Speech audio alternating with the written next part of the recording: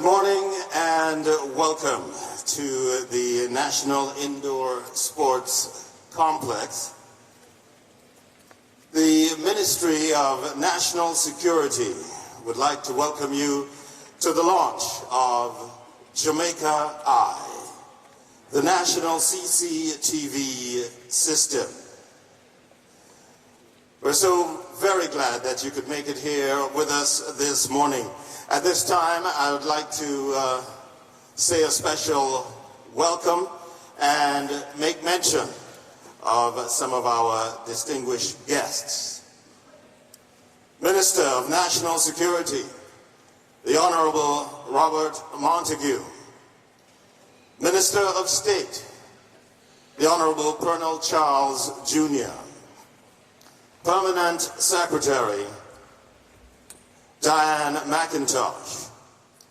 National Security Advisor, Major General Anthony Anderson. JDF, Chief of Defense Staff, Major General Rocky Meade. Deputy Commissioner of Police, Selvin Hay, representing Acting Commissioner of Police, Clifford Blake. Custos of St. Andrew, the Honorable Dr. Patricia Dunwell. Acting Custos of St. Mary, Maxine Marsh. Acting Custos of Manchester, Stanley Sheen.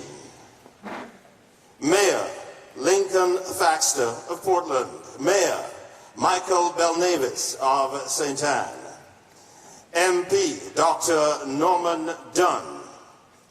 Members of the Security Program Oversight Committee, members of the Diplomatic Corps, members of international organizations, members of the security forces, specially invited groups, members of the media. We actually do have a very long list, but we would just like to say good morning and a very special welcome to you all. We have a very exciting program lined up for you. There are a lot of things to share with you. We hope you're comfortable where you are. In fact, you're in the safest, most secure building in all the land at this point in time. We have lots of members of the security forces who are with us. We have lots of cameras. We are watching you from all angles. And we have a lot of information to share with you. This morning as we go through, we will explain what this is all about. We will get into some amount of detail for you to understand the vision and where it is headed. What we really want you to understand is how you can get involved, and we will get into detail with that. There are some people who have had the experience of what this is all about, and we're going to be inviting them to come forward and share with us as well. At some point in time, we will even be taking some questions for you if you want even more detail, and we will get into that segment a little bit later on in the program. But we would like to get started in the proper way, and so at this time, I'd like to invite Reverend Robert Barr, Assistant Chaplain of the JCF, to do the prayer. The Lord be with you. If you're so able, would you please stand for prayer?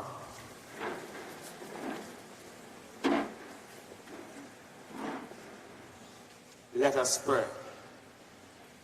Gracious Heavenly Father, we come to you recognizing that you are indeed God and that there is none like unto you. Father, we come to you recognizing that you watch over us, recognizing that you are our keeper and our protector. Father, we pray, mighty God, for your sons and your daughters who have come in support of JamaicaEye. Father, we pray, God, that you would continue to bless, guide, and protect. Father, as we seek to increase security of this nation. Father, we thank you, mighty God, for this initiative. We pray, God, that you would bless, that you would guide, and that you would sustain. Father, we pray, mighty God, for our partners who have come on board. Father, we pray, God, that indeed that we would create this lasting legacy for Jamaica land we love. Have your way in and through us, mighty God, as you stir us to duty call. We ask, God, that you, mighty God, by your Spirit, would be with us, that you would bless every aspect of this security initiative, and that, God, that you would be paramount in it. Have your way, mighty God, through your sons and your daughters, we pray.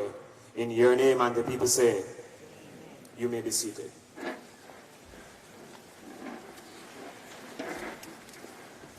Thank you very much, Reverend Barr, for getting us started with the prayer this morning. And now we would like to invite the Permanent Secretary in the Ministry of National Security to come with opening remarks, Diane McIntosh.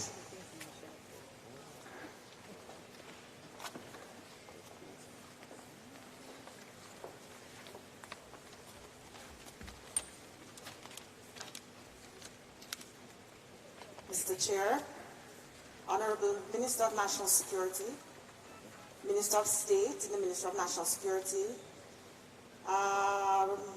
Deputy Commissioner of Police, JDF Chief of Defense Staff, Custos of St. Andrew, and the list was read out as we started this morning. But I want to say distinguished guests and members of the security family, good morning, and it is truly a pleasure to be here today. This is a project that is very dear to my heart in so many ways. JamaicaEye is not just about the Ministry of National Security and the Jamaica Constabulary Force and the security family. JamaicaEye is all about Jamaica. The success of JamaicaEye means that every person, each and every person has to truly understand that in order to make our nation safe and secure, it has to be a partnership between us all. It is also very special to me, as JamaicaEye was the brainchild of our most honorable Minister, Robert Montague. His dedication, passion, and commitment to this initiative have been unwavering, and to be here this morning is both rewarding and inspirational.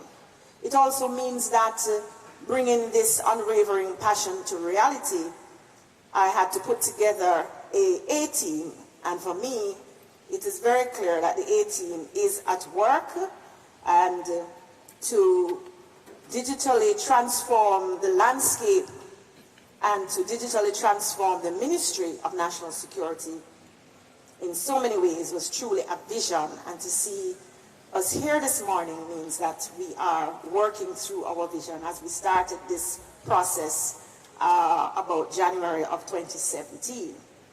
Today you will hear from all the technical persons about JamaicaEye and how it will work. The partnership and collaboration between the people of Jamaica and the ministry is an integral part of its success.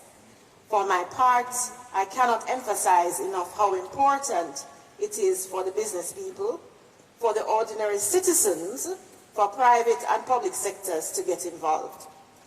Of course, you know, with new and advancing technologies every day, there will continue to be newer and more exciting capabilities. And so we're moving from not only smartphones, but to smart cities and smart communities. And so the use of surveillance will continue to get smarter. These improvements in technology and digital transformation will help protect our citizens from crime, assist in disaster management, and ensure the safety and security of all our citizens. We have to continue to use technology to our advantage and in the fight against crime in every possible way. And this is a part of the ministry's 5-pillar crime reduction strategy, and I hope by now that you all know about it, which focuses on situational prevention. This element of the strategy involves reducing opportunities for crimes to be committed through the safe design of environments, making the commitment and the committing of criminal acts more difficult. Many countries around the world have for many years used closed-circuit television, we call it CCTV, in public spaces. It is not a new concept by any means. Video surveillance can be traced back to the 1950s with the expansion of information and communications technology. At this time, cameras were mainly used for traffic management and in banks and shops.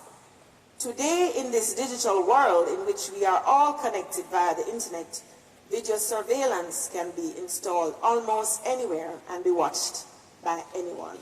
So despite the fears of Big Brother is watching you from the public, research has shown that many persons do not object to video surveillance in public spaces, and surveys and polls have indicated that people believe that surveillance makes them feel much more secure. Public acceptance of video surveillance skyrocketed in Britain after the murder of one toddler, James Bulger, near Liverpool in 1993. And in a surveillance video, the killers were seen to be a pair of young boys, and they were shown leading the 2-year-old away from the shopping center. The boys were soon caught, and the video showed the nation at the time the value of surveillance in public areas. So CCTV has repeatedly proved its effectiveness in the fight against crime and the fear of crime. Knowing that there is an extra set of eyes watching over communities helps in reassuring people that they will be safe. It also acts as an important set of eyes for the police, providing valuable evidence where incidents occur. And in many jurisdictions, implementation of CCTVs in public spaces has resulted in reduced crime and increased numbers of arrests. It helps to deter not only serious offenses, but vandalism and lack of respect for law and order. Community-based participatory initiatives such as JamaicaEye can and will have a meaningful impact on our communities. And the more persons who participate will mean the greater the impact. And so the Ministry of National Security encourages all private citizens to participate in the initiative, to expand our sensors, to increase public safety through the use of CCTV systems. We are encouraging everyone to invest in the use of a CCTV system to monitor public spaces around your homes and businesses. This is an investment in the security of your family, yourself, and your employees.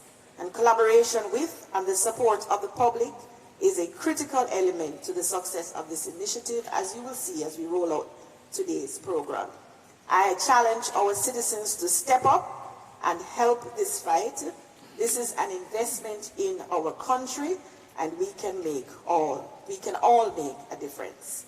It would be a remiss of me not to thank my MVPs, most valuable players, and who demonstrate the power of a unified forces within the family of the Ministry of National Security. That being Major Sheldon Bryan of the Jamaica Defense Force, Mr. Rowan Richards, our Chief Technical Director of the Ministry of National Security,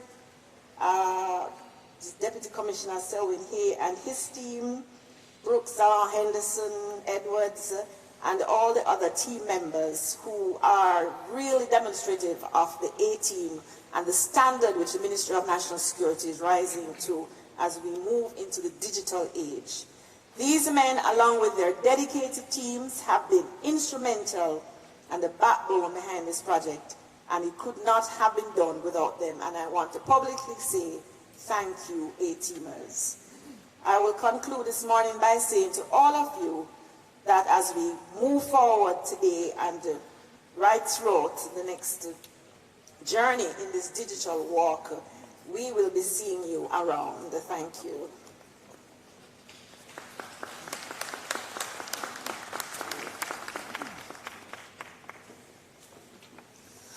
Thank you very much, Permanent Secretary Diane McIntosh. I'd like to take the opportunity to acknowledge and welcome Acting Commissioner Clifford Blake, who is here with us. We also welcome Member of Parliament, Mr. Jackson taking a keen interest, and all the other folks who have come in since we got going. Now we're going to try and pull it together for you. As we said, we have a lot to explain, and we have the right people to do it. And so we get into remarks at this time. We'd like to invite Chief of Defense Staff of the Jamaica Defense Force, Major General Rocky Meade.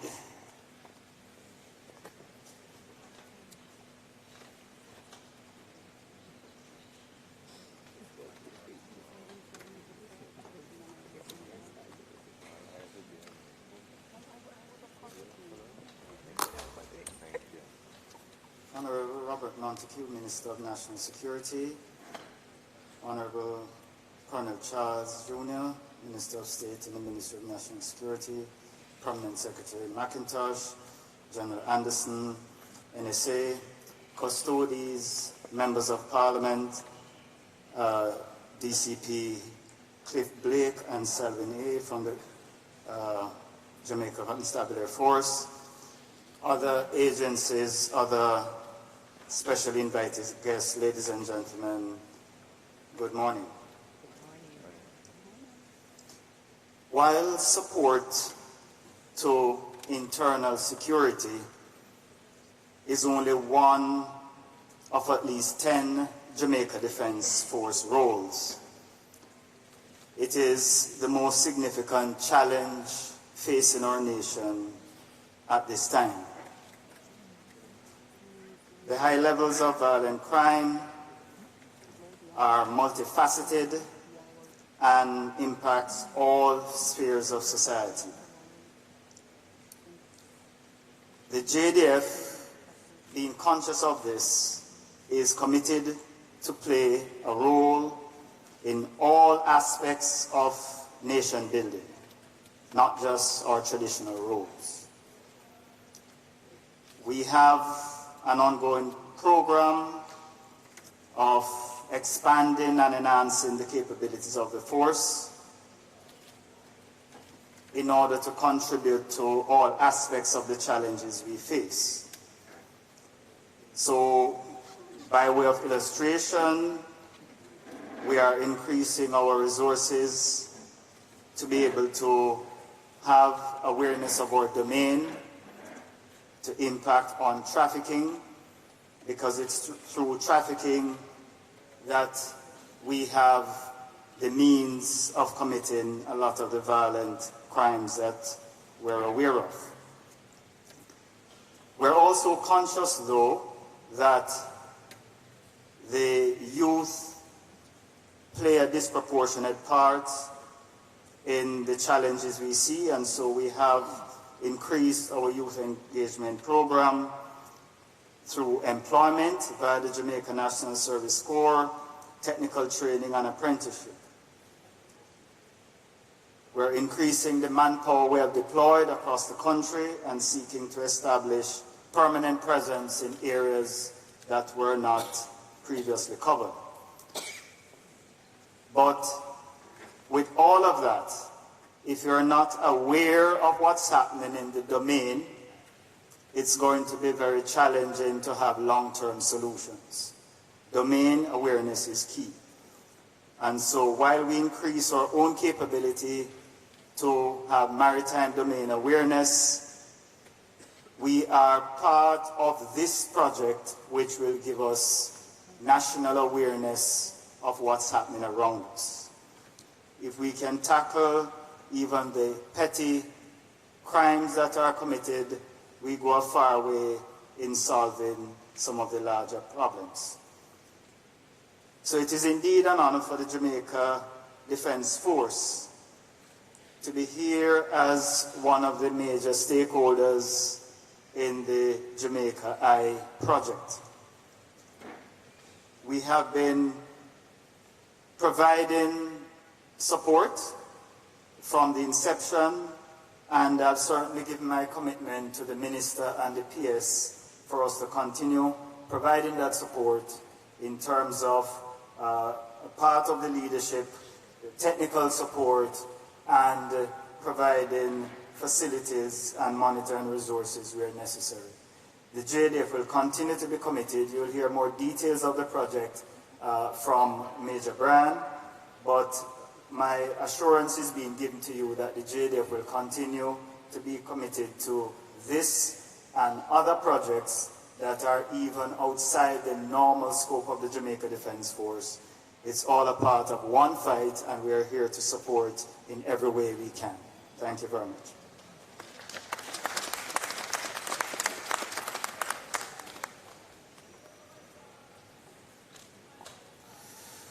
Thank you very much, Major General Rocky Mead, Chief of Defense Staff of the Jamaica Defense Force. Also, to share a few remarks with us, we'd like to invite Deputy Commissioner Selvin Hay to make a presentation.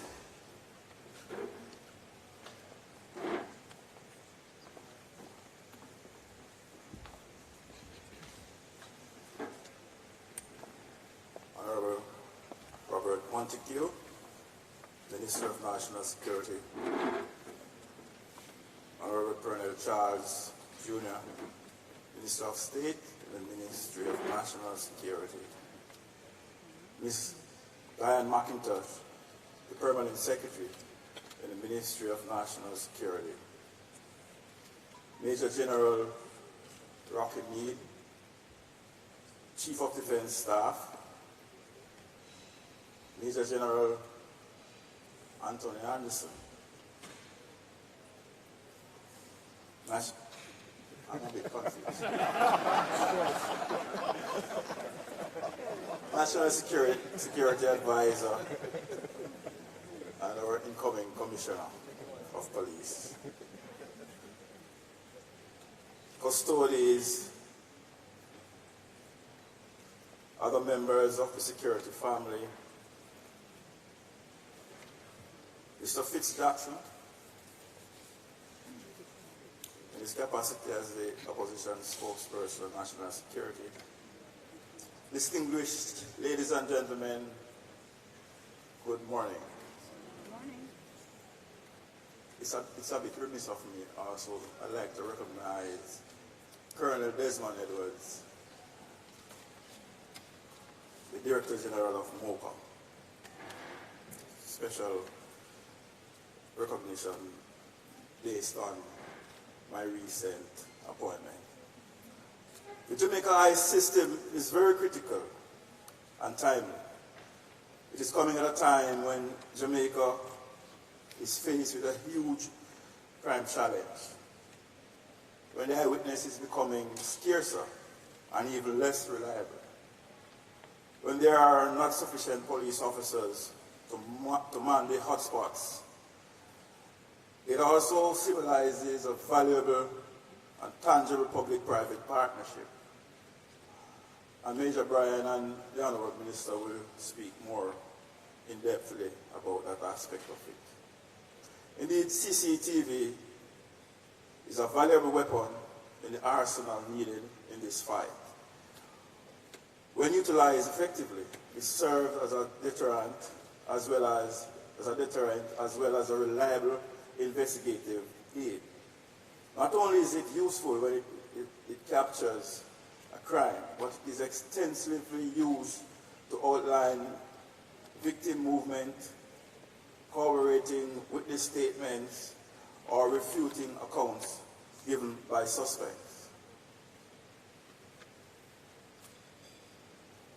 As the Permanent Secretary mentioned in her remarks, there have been many studies looking at the pros and cons of the value of CCTV or not. But most of the studies, ladies and gentlemen, have shown that it is, if used effectively, it can be very effective.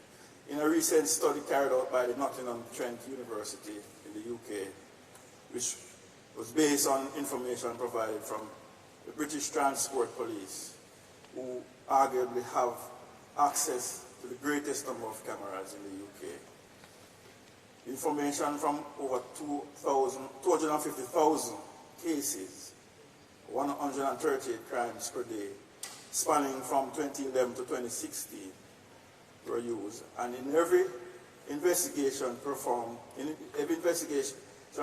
by the BTP, investigators have to answer two key questions. Firstly, whether CCTV was useful in solving the investigation or not. The overall results showed that CCTV was useful in 64.9% of crimes when it was available. So, Minister, the JamaicaEye, when it is made available, is going to be a very valuable tool for us in our investigations. This program is an investment in situational crime prevention. It is designed to change the environment in which crime occurs, rather than trying to change the attitudes and capacities of criminals. It will also continue to change the environment in which the police operate. Officers will be more alert and more professional in their conduct, being mindful of that big brother effect. CCTV reduces certain types of crime in certain locations. Successful use of CCTV means clearly identifying the crime problem at a location and developing a clear rationale for the installation of CCTV. Simply installing cameras and hoping for the best is unlikely to repay the investment. That is why the work has already been done to ensure that installations will be done according to the feasibility and that investment will be repaid.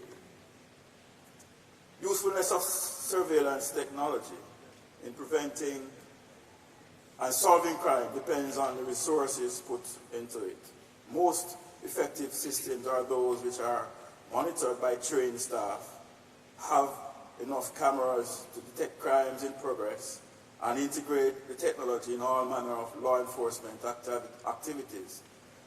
Use of correct video analytics can actually raise alarms about crimes or accidents before they take place. Correct management software will help in tagging, archiving, and retrieving the authentic data for post-event investigation. Ladies and gentlemen, the JamaicaEye is this and more.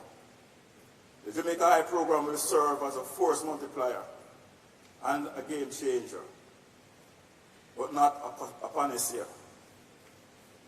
This program will require proper management, maintenance, analysis, and sharp investigative minds. This is so because with any technology, the use of CCTV is by no means a substitute for good old-fashioned groundwork. The camera footage provides additional leads in an investigation, and therefore these lines of inquiries must be pursued to the end. They have to be developed to enhance the investigative product, thereby ensuring stronger cases in court. There will be policies, SOPs, and guidelines which must be adhered to. Likewise, officers should be trained on these policies and held accountable for abiding by them, and there must be strong disciplinary consequences for misuse. The integrity of the program must be protected. The personnel who operate, monitor, and maintain the system must be properly selected and thoroughly vetted. All effort must be made to sustain this program. On behalf of the acting commissioner, I'm confused again, and the incoming commissioner, I would like to thank the government of Jamaica, in particular the Minister of National Security and the Ministry of National Security for seeing the value in this program and for ensuring that it comes to fruition. We in the JSF welcome this program wholeheartedly. We welcome the partnership from other key stakeholders. CDS mentioned the role that the JDF will be playing, and you'll hear much more from Major Brian. We'll ensure that this program, ladies and gentlemen, is used optimally. And last but not least, please download the Stay Alert app. I have to put a plug in for that. That program is very valuable to us as well. So without further ado, ladies and gentlemen, thank you very much. And please stay tuned for the highlight of the morning. Thank you.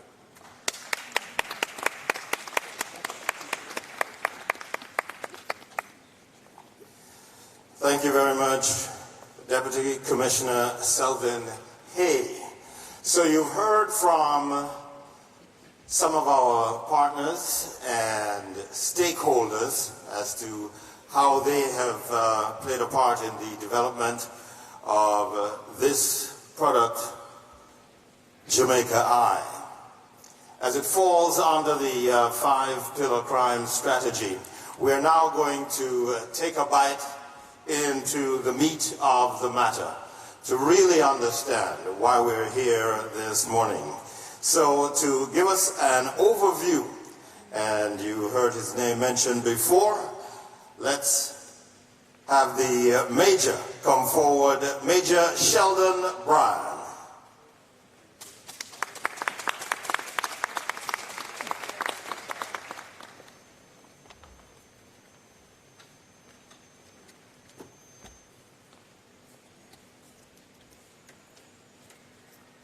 The Minister of National Security, the Honorable Robert Montague, Minister of State, the Honorable Colonel Charles Jr., Permanent Secretary, Stan McIntosh, National Security Advisor, Major General Anthony Anderson, Chief of Defense Staff, Major General Rocky Meade, Deputy Commissioner of Police, representing the Acting Commissioner of Police, DCPA, and I'll absorb your confusion there a little bit, sir, if you allow me. All right. Custodies, distinguished guests, welcome. The JamaicaEye program, as outlined here, started out on the simple approach. We wanted to ensure that what we're doing as part of the National Security Initiative is a community-based and neighborhood-based approach. When we started out conceptualizing the program, we went out in every single parish in understanding what is happening within this space. And what was clear to us is that in each and every parish there is actually at least one active neighborhood watch. And it dawned on us that if at the parish base, if at the community base, there is an initiative to protect the community, then we wanted to apply technology utilizing the same concept. And what became apparent is that if it is that we can also enable these communities, enable the neighborhood watches to be a part of a program utilizing technology to secure the environment, then we wanted to, as part of the Ministerial National Security Initiative, ensure that that vision becomes a reality.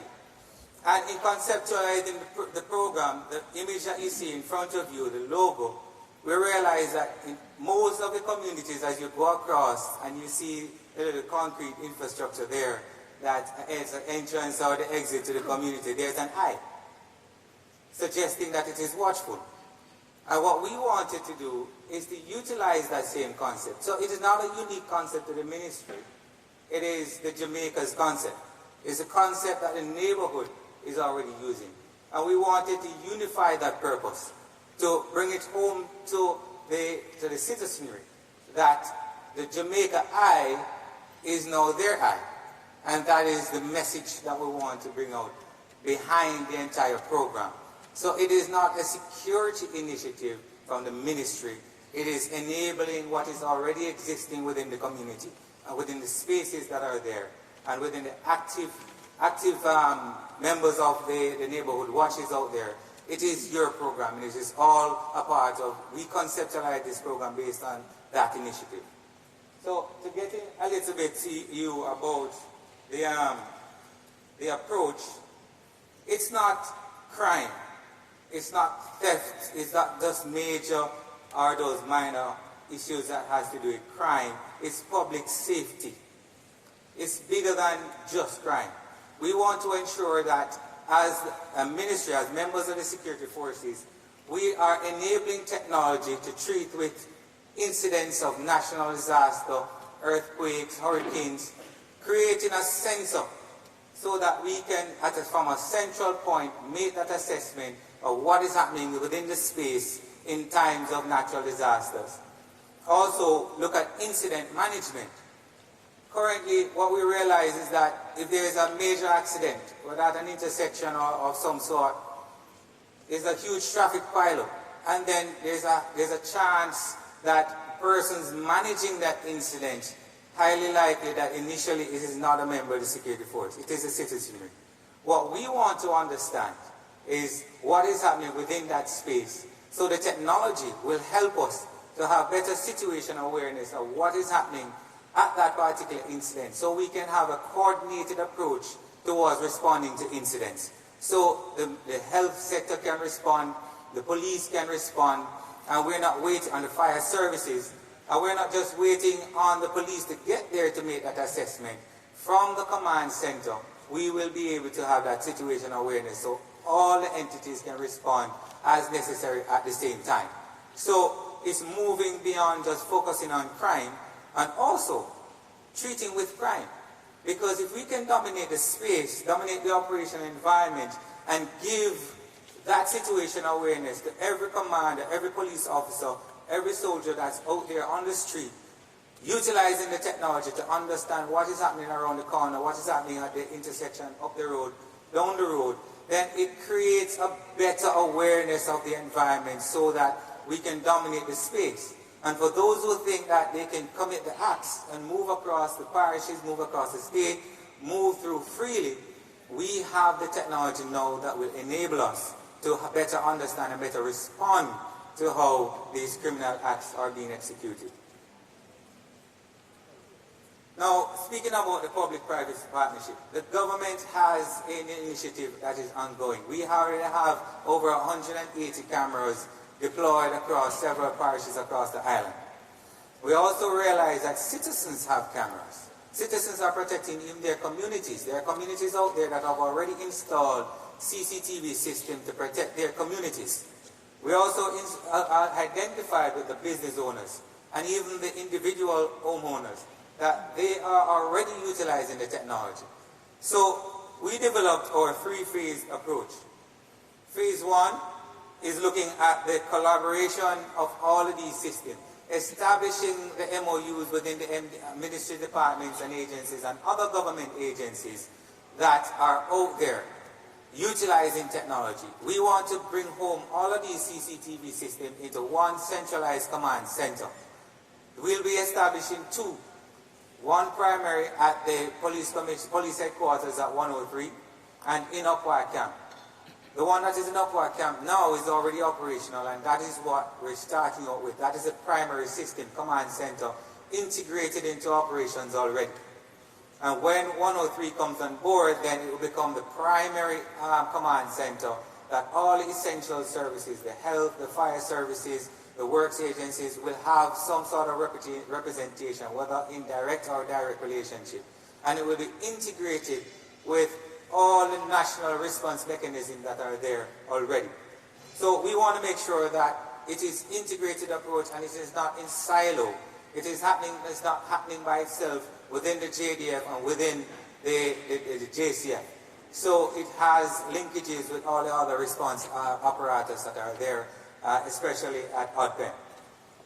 Also, what we want to ensure through JamaicaEye is create that partnership that is now linking the business owners, the neighborhood watch that already have these systems, so that we can formalize that relationship, take your camera feed and bring it into the environment. So the partnership is not just amongst the ministry, it is with you, the citizenry, and the organizations that are out there. Phase two, as I mentioned, is the integration of the technology, making sure it is unified under one mechanism. So we don't want to utilize several different softwares and several different hardwares on the system, we want to make sure we're taking the feed, we're putting it into one centralized server that have one set of software that is operating on the system, so we don't have confusion so as to working between the relationship between different softwares that are out there. The command center will be the dominant center, and that will have all the softwares that are required to operate the system. Phase 3 is the operationalization. The concern is always how it is used. And we want to make sure that the standard operational procedures are clear. Those have already been established. They're integrated into the capability, into the command centers that have been established already. And we have protocols that are governing both legislatively, right, managing, and also access control. We're ensuring that every single member, every single person that enters that environment is vetted at the highest level, especially those who are operating on the system. There's multiple layers of vetting that happens of persons who operating both at the operator level and even down to the network level where persons are accessing the data. The system has the ability to ensure that when you swipe into the system, if you don't, you can't log on to the software, right? And so you must swipe in to the environment before you actually get access to the server. So we are ensuring that we're taking the most scientific approach to ensuring that we can have attribution with everybody who is accessing the system, even those who are accessing by the mobile platform, and you will have a demonstration by the technical team when we get further into the program. So this is what we want to achieve. We want to ensure that right across the length and breadth of Jamaica, we have a presence. We have surveillance cameras that are creating situational awareness to look at public safety as a whole. And the way in which we want to do that is to make sure that the citizenry, the business owners, everyone becomes a part of that. So if you have cameras or you intend to put up cameras, you understand that there is a larger program that you can become a part of. So we create that presence that we want to achieve in terms of creating a holistic situational awareness across the country. So where do we have cameras already? These are the parishes that we have already established ourselves, and we continue to roll cameras out and surveillance systems out across the island and integrating persons who have CCTV feeds. We already have partnerships with some of those business owners already, so the system is actually proven and we're actually up and live already. And you see that in the coming demo. So we are not just laying cameras in a hot manner that has been outlined earlier. That, I mean, the concern of just putting cameras where we think we should put cameras. We're going scientific. We're assessing crime. We're looking at the mobility of persons within this space. We're looking at murders. We're looking at incidents. We're looking at public safety issues as a whole to ensure that we put the cameras where they need to be. And it's not just where we feel they need to be. They're actually being applied in a scientific manner approach. So how do you become a part of this program? At the end of the ceremony, we will launch the JamaicaEye website. And you can log on to the website by going to jamaicai.gov.jm, and it will take you through a step-by-step approach towards signing up. But before I get into that, we are targeting 3 categories of persons. Those who have digital camera systems already and want to be a part of the program. Those who have camera systems, but they are the legacy type systems, they're the older cameras, but still they can be connected to the internet and the feed can be shared within the overall apparatus. And those who don't have but intend to buy. And I'll get into that a bit further.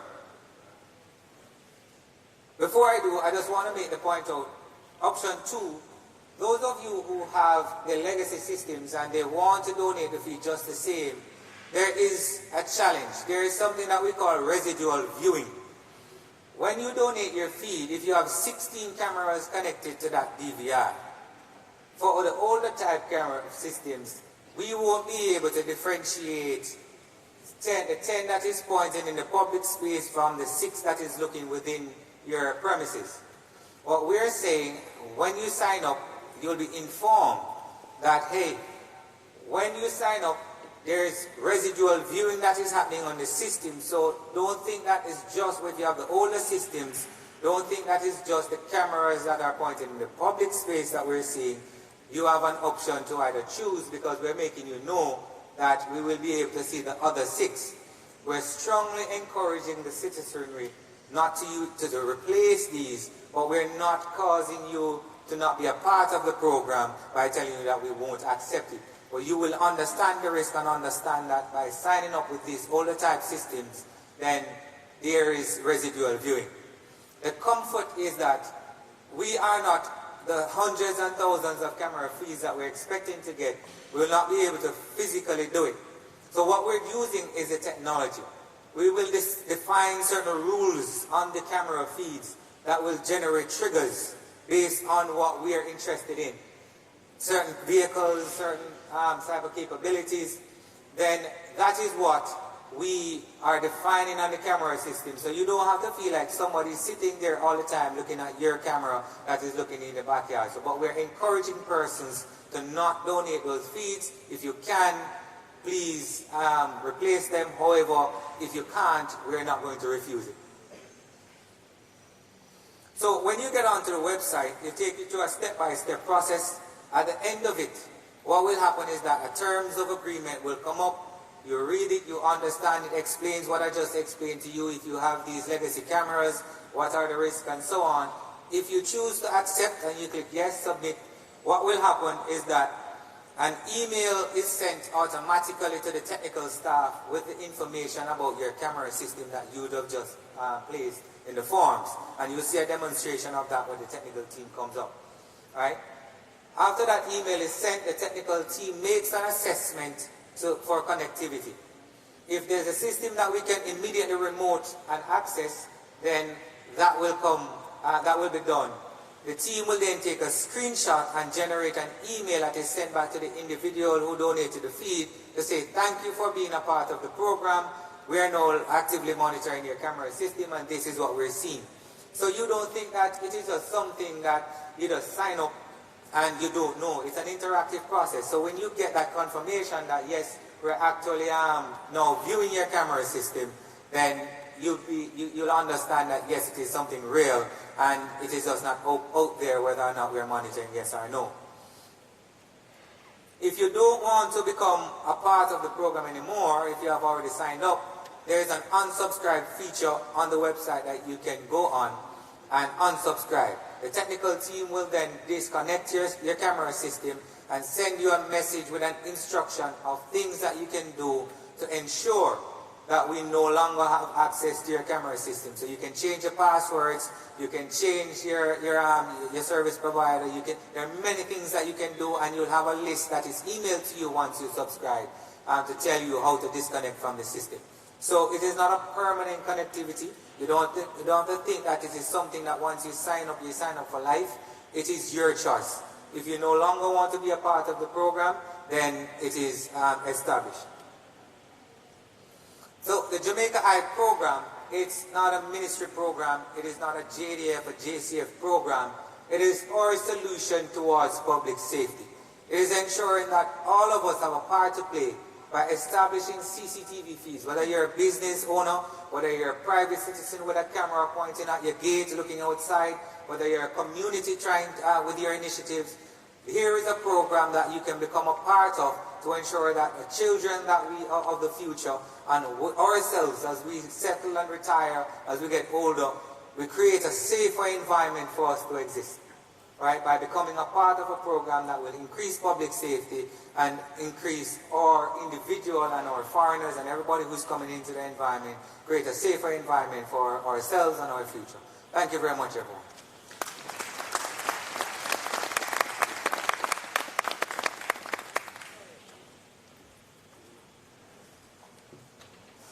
Thank you very much, Major Sheldon Bryan, with our first glimpse, our first look at JamaicaEye. We have even more detail to share with you. We also going to be hearing from some of the people who can endorse their commitment to being involved in the program, and we will be having them up in just a little while. First of all, I got to tell you that we're going to break it up with a little bit of entertainment for you. We do, however, have Wi-Fi in the building, and we invite you to participate in that. When you look, you will see one source called JamaicaEye. You jump on that, and the password is JamaicaEye 2018, and that's all in lowercase. JamaicaEye 2018. I'll repeat it again when I get back up here. Also, to let you know that we're having a raffle. I hope you have your raffle tickets. Everybody has their raffle ticket? No? Don't know what I'm talking about? There should be raffle tickets inside your folder. And so you're going to need that a little bit later on. And you'll be able to win some JamaicaEye paraphernalia. And we'll get to that closer to the end of the program. Just to break a little bit of our talking to you, we're going to entertain you with our musician. We would now like to welcome saxophonist Fred Robinson.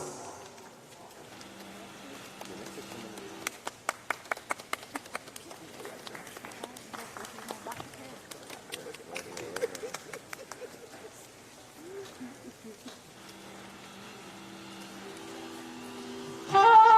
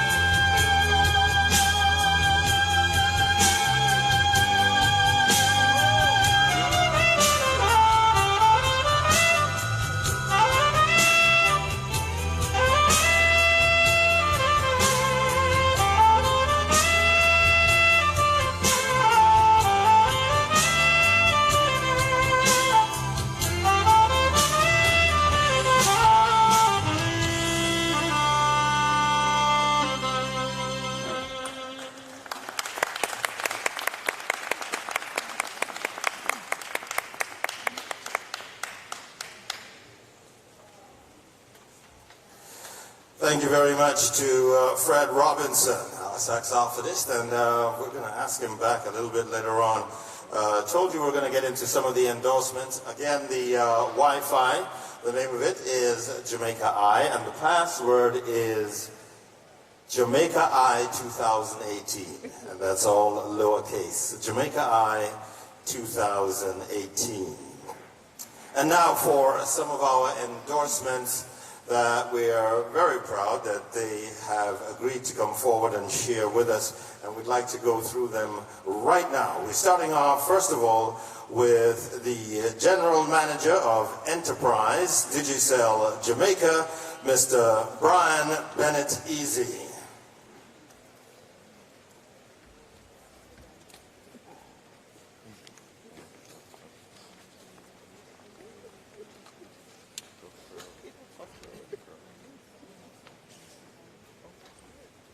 Of ceremonies. Thank you, sir.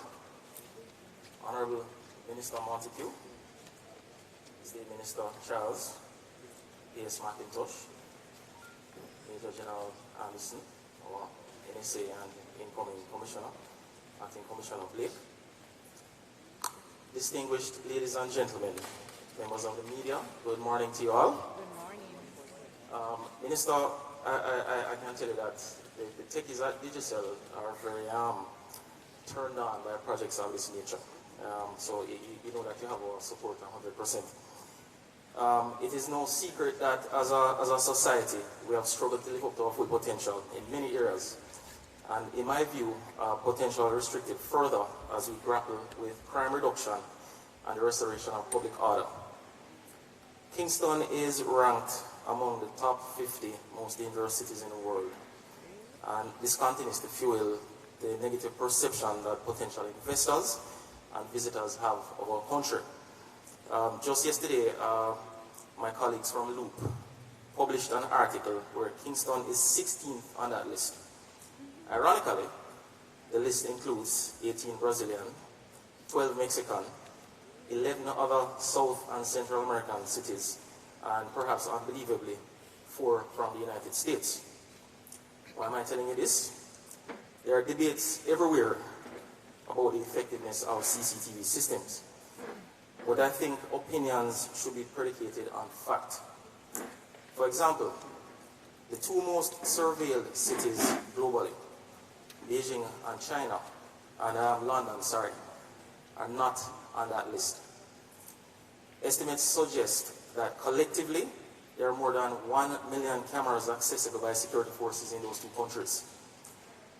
We need to appreciate again the fact that technology is an enabler to propel proper governance, and we believe that the JamaicaEye initiative is the appropriate action at the right time. Now, personally, I for one believe that we may have to give up some civil liberties for personal safety. The Ministry of National Security and other key government agencies have taken on several initiatives to discharge their duties using technology as a tool of trade.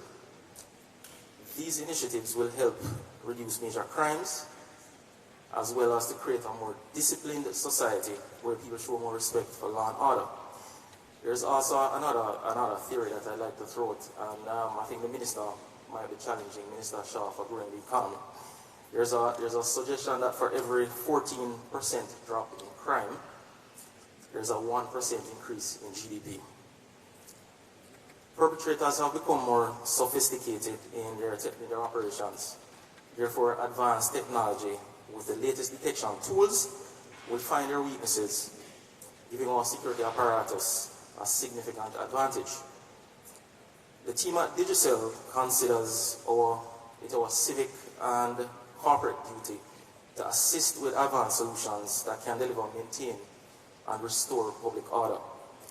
We intend to collaborate with the government of Jamaica on this and even more diverse technologies that will help protect Jamaican citizens, detect and respond to crime, and to create a safer Jamaica.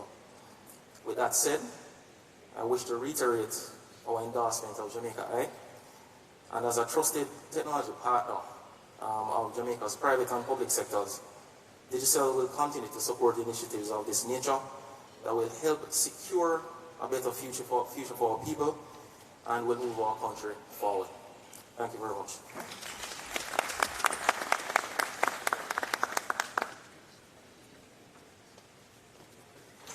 Thank you very much, Brian Bennett, Easy General Manager, Enterprise, Digicel Jamaica.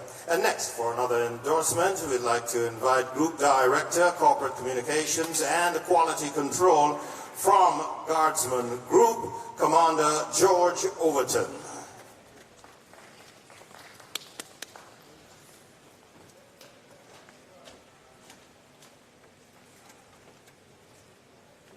Mr. Chair, Honorable Minister Robert Montague, Minister of National Security, Minister of State in the Ministry of National Security, Senator Colonel Charles, Permanent Secretary Dan McIntosh, I saw Permanent Secretary Carol Palmer here earlier, Chief of Defense Staff Rocky Mead, Acting Commissioner of Police Clifford Blake, National Security Advisor General Tony Anderson, distinguished guests, ladies and gentlemen. This initiative, as was outlined in the introduction, has been a year in the making. And for those of us who have to interact with government, that is quick. To move from conceptualization to implementation, it is plausible that we have been able to get a project of this magnitude completed and ready for rollout to the public.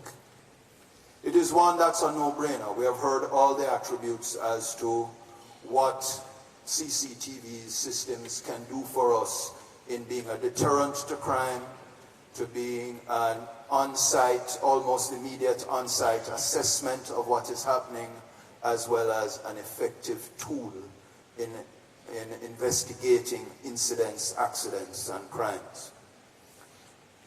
The infrastructure that has been put out to us today is one that is to be applauded. The buy-in of the public-private partnership is one that is to be commended, Minister. You know, I've been around a long time. I think this is my 30th year in private security. And we have had many, many, many talk sessions around how to get the camera systems rolled out across cities and across the country. And everything has been held close to individual chests of ownership and empires. Minister, today you have come out of the box. You have embraced that public partnership concept, and you are rolling out something that at the get-go, you have the public infrastructure connected and you have some private infrastructure connected. That is commendable, and I congratulate you, sir. As I said, this program is a no-brainer. And being a product of the Jamaica Defense Force and the whole security apparatus, I believe that the infrastructure, the integrity, the confidence that we should have in it can be placed there today, because I know that it's a committed staff that has worked to set it up. What is necessary now is for us as a nation and the public to buy into the concept. Today, I call on every citizen association, every industrial park and industrial complex, every commercial activity, and almost every neighborhood watch to commit at least 2 cameras to this program across the island. I've had the privilege of speaking to persons in the hospitality industry, because as everybody knows, safety, security, and harassment is a concern for our visitors. And I have been speaking since your introduction, Minister, to this program, to the hospitality operators, that they must commit at least 4 or 5 cameras in their build-out to the public space surrounding their properties, so that the law enforcement agencies and those who are challenged to enforce an anti-harassment program can do their jobs effectively. Today I was invited here wearing the hat of President of the Jamaica Society for Industrial Security. That's the umbrella group of security companies. And I have had a number of discussions with our members and put this concept to them. And Minister, the feedback has been extremely positive. Everybody looks forward to this. I call on my members, those who are involved in the sale of camera equipment, in the installation and operation of camera equipment, that every sales pitch that you make from now on in Jamaica, every repair or upgrade sales pitch that you make in Jamaica, you ensure that you include the contribution of a couple cameras to the JamaicaEye program. Ladies and gentlemen, I fully endorse and give my personal support and the organizational support to this program.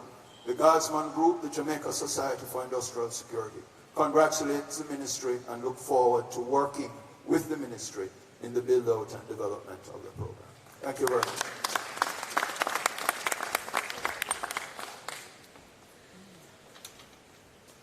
Thank you very much, Commander George Overton, Group Director, Corporate Communications and Quality Control at the Guardsman Group. Next up, we would like to invite to share with us Custos Rotalorum St. Andrew, the Honourable Dr. Patricia Dunwell.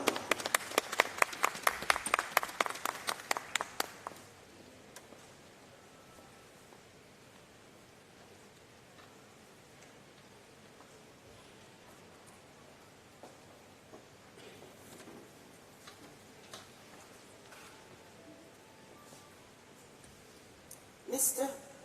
Francois St. Just, Chairman, the Honorable Robert Montague, Minister of National Security, Minister Pernell Charles Jr., Minister of State in the Ministry of National Security, Mr. Fitz Jackson, Opposition Spokesman on National Security, other Ministers of Government and Parliamentarians, Ms. Diane McIntosh, Permanent Secretary in the Ministry of National Security, Major General Anthony Anderson, National Security Advisor, Major General Rocky Mead, and other members of the JDF, DCP Selvin Hay, and other members of the JCF, members of the Diplomatic Corps, custodians, members of the media, other distinguished guests,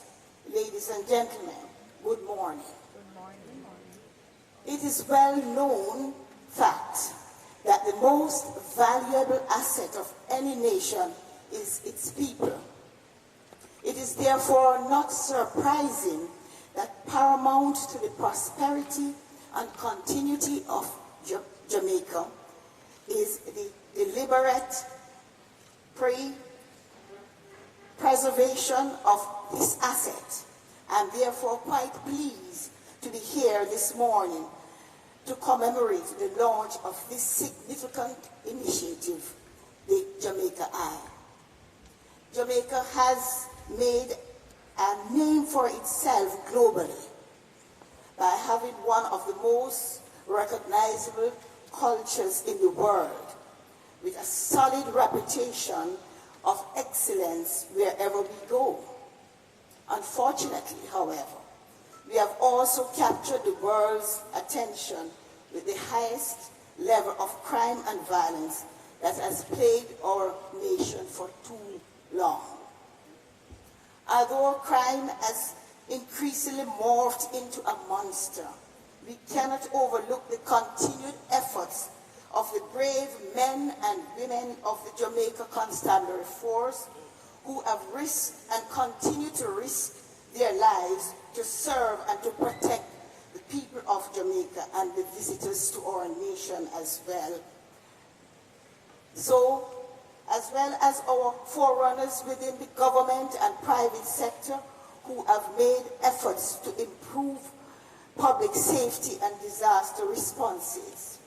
I extend commendation to these persons and sincerely believe that what we have achieved in the past, coupled with our current innovative efforts, can only propel us in a more positive direction.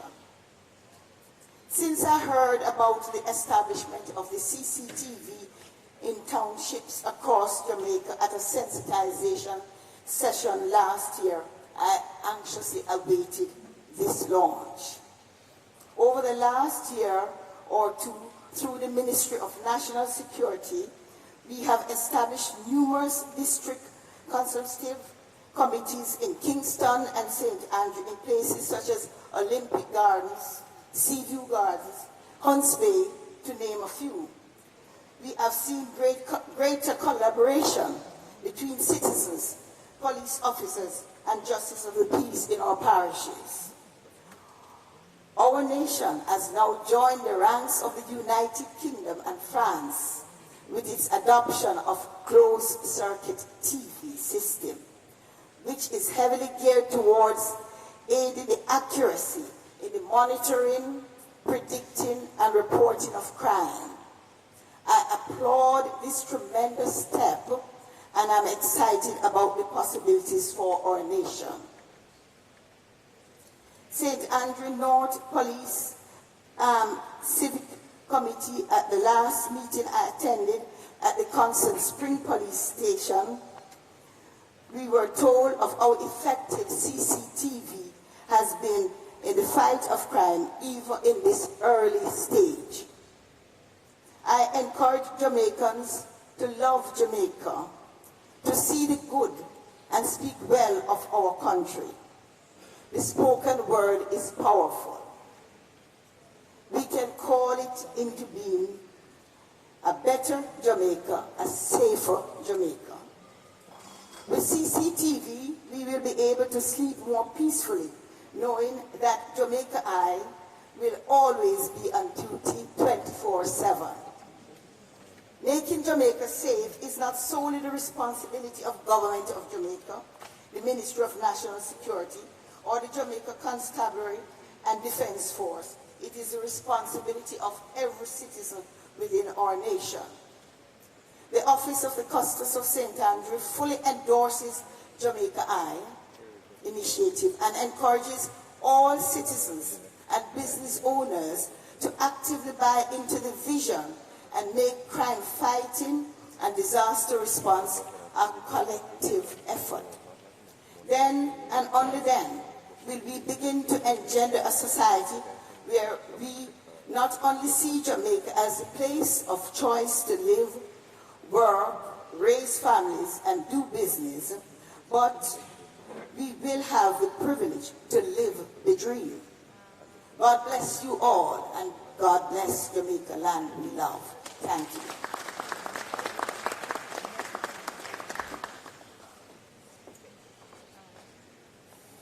Thank you very much.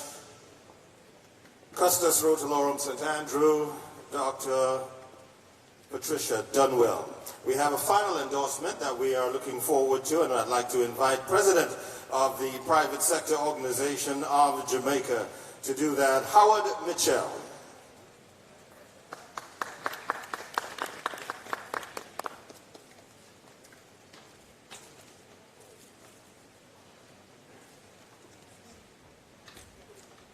Good morning.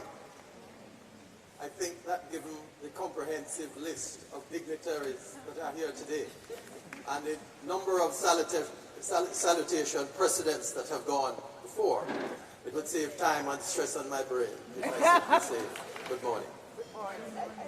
We live in a knowledge-based world increasingly. Data gathering and the sharing of knowledge are critical to knowledge-based activities. We will not see progress nor prosperity unless we develop our knowledge-based competence. Communication is an integral part of knowledge-based activities. Ladies and gentlemen, the Private Sector Organization of Jamaica takes its responsibility as the premier umbrella organization for the private sector very seriously. We strive to be balanced and fair in our criticism, and we strive to be objective in our praise. It is no secret that we have been critical of the security management and strategy over the years that has been practiced in this country. And therefore, it is important that when we see a strategy or an action that is comprehensively effective and will make impact, that we endorse it, that we give full praise to its originators and its implementers. We believe that this particular program is valuable not only because of the impact it will have on crime, but it's valuable because it serves as a template to show what participative democracy can do. And I want to congratulate the Minister personally, because I know of his commitment to participative democracy. He has never been shy to include all in his planning and in his deliberations. And that alone makes this program effective, and it must serve as a template for all of our activities in government and in civil society. I therefore, on behalf of the private sector organization of Jamaica, commend this activity, commend this program to all of the citizens of Jamaica. We will be endorsing it to our members individually, and we will be supporting you, Minister, and your ministry, and all involved in our promotion attempts. Thank you very much for allowing us to participate, and congratulations.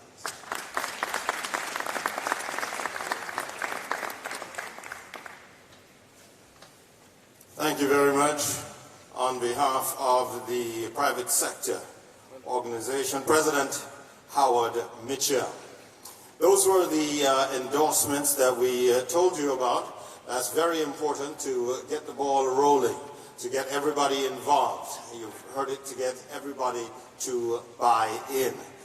And so we have finished those endorsements. We're going to have one more bit of entertainment, and then we have two special presentations for you. So we'd like to bring back our saxophonist. Would you welcome one more time Mr. Fred Robinson.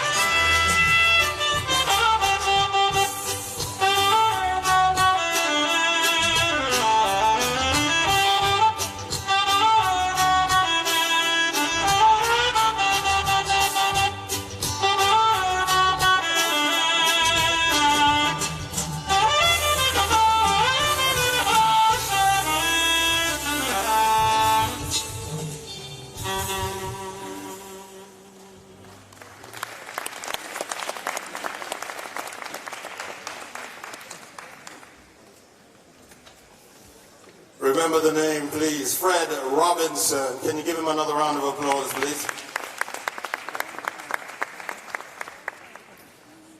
Ladies and gentlemen, we are getting into our final two presentations. That's going to reveal all from concept to delivery and moving forward. These are our final two presentations, after which we mentioned before that we will accommodate a short Q&A, question and answer period, and we'll tell you about that when we get there. But first of all, ladies and gentlemen, at this time, would you please welcome the Minister of National Security, the Honorable Robert Montague.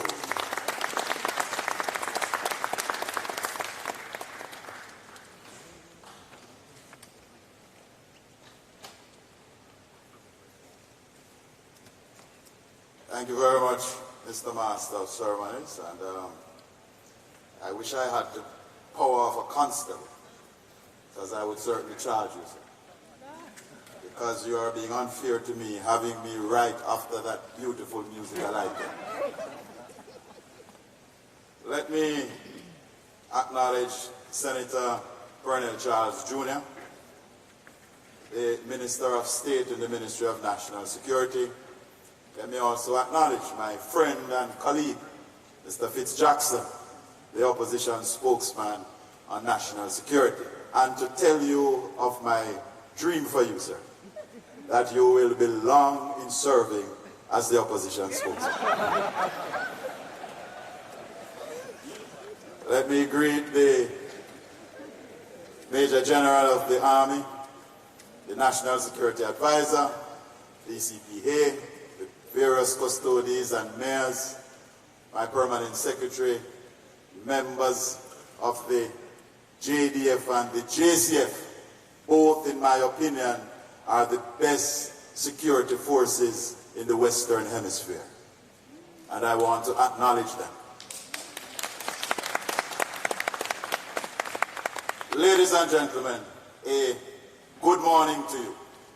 I'm feeling excited this morning, because today is a beautiful day. It's a beautiful day.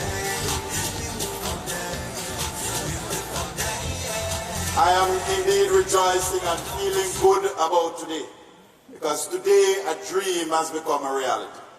A dream that started a little over a year ago. After a year of challenges and setbacks, we are here today.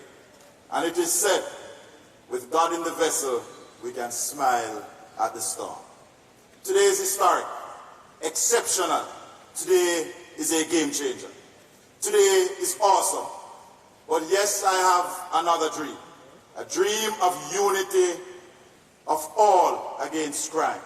But it must begin with us as leaders. The situation Jamaica finds itself in today as a society did not start overnight, nor did it start last year or 5 years ago. The solution will not come easy, because there is no quick fix, no silver bullet, and no magic wand. If we accept this, then we must unite as a nation. I dream to see our two major political parties leading the way on this. My dream is that as nation-building institutions, we must agree on some rules, objectives, and standards, and chart a roadmap for national security and ring-fence them. Let us remove national security from the everyday cut and thrust of one-upmanship and the day-to-day politics. Jamaica deserves this.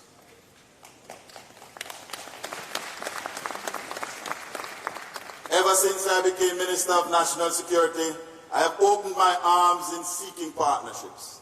I've met with the then spokesman on national security, Mr. Peter Bunting, 3 times in my first month in office.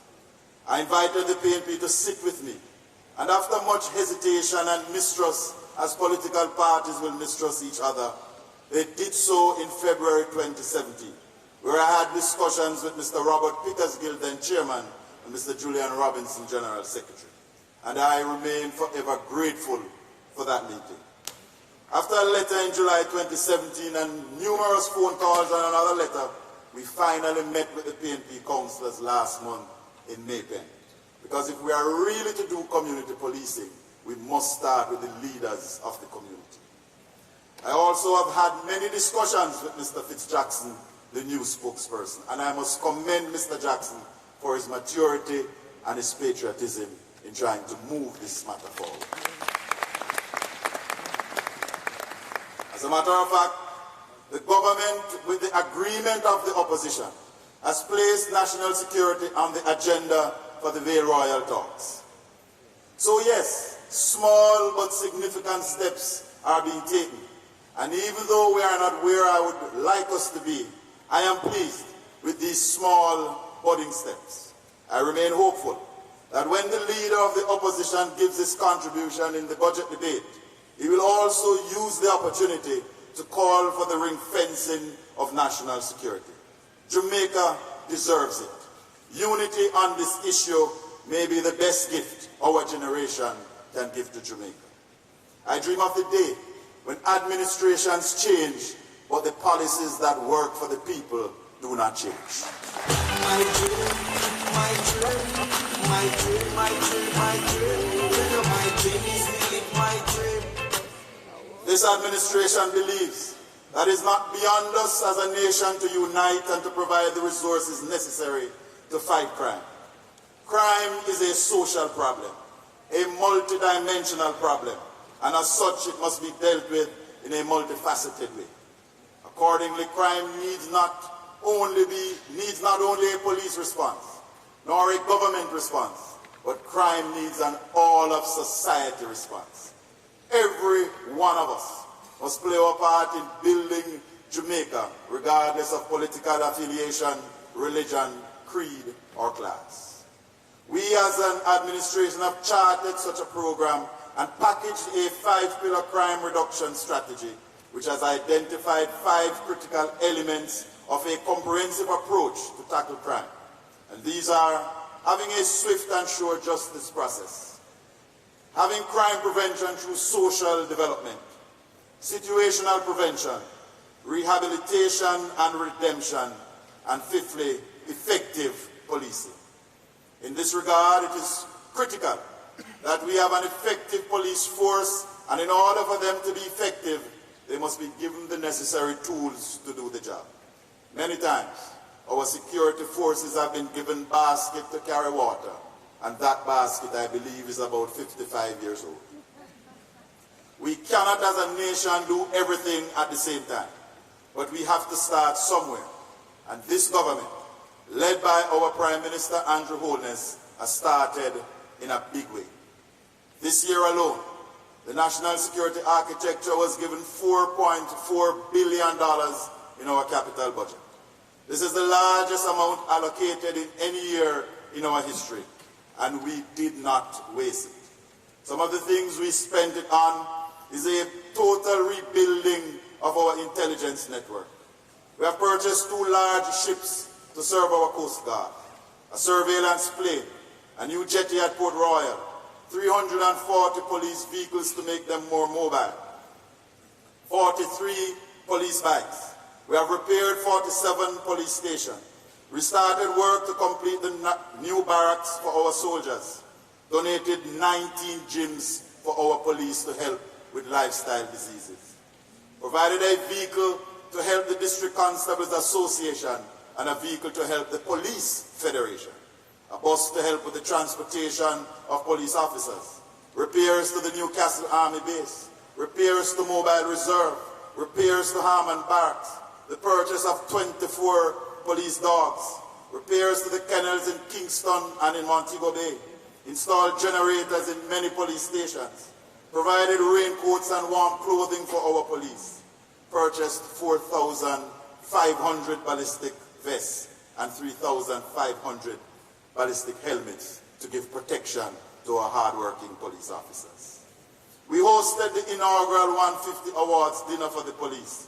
We have invested as a government $700 million in our forensic lab, making it the most modern forensic lab in this part of the world.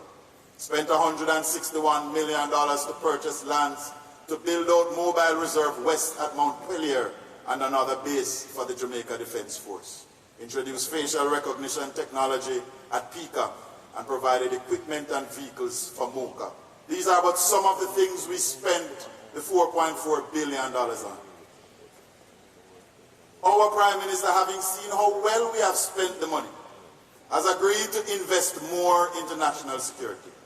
Emerging from this commitment, Cabinet has not only doubled our budget, but has almost tripled it to $11.4 billion in this upcoming budget. We intend to spend some of that on a new fleet of helicopters and planes for the Army, $1.1 billion on vehicles, a new PICA building, repairs to our prisons, and I must pause to acknowledge and big up our correctional officers for the job that they are doing and for the job they did recently in discovering those tunnels and stopping a major breakout.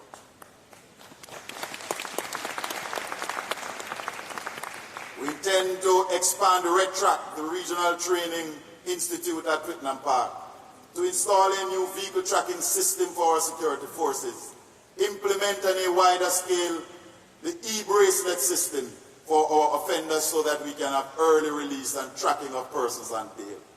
More vehicles for our Army, to recruit 3,000 new police officers, 1,500 new soldiers, 300 correctional officers and 30 immigration officers. We also intend to invest heavily into the CIB and into cyber security. As a ministry, we are embarking on a new path, and today is a testament to that. We have a new program to introduce more technology into our day-to-day policing. This, our e-policing project, brings together some of our brightest, youngest, and best from the Army, from the police, and from the ministry and our universities. And their objective in this 22-person team is to brainstorm and to develop programs and applications that employ the use of technology to aid in our national security apparatus.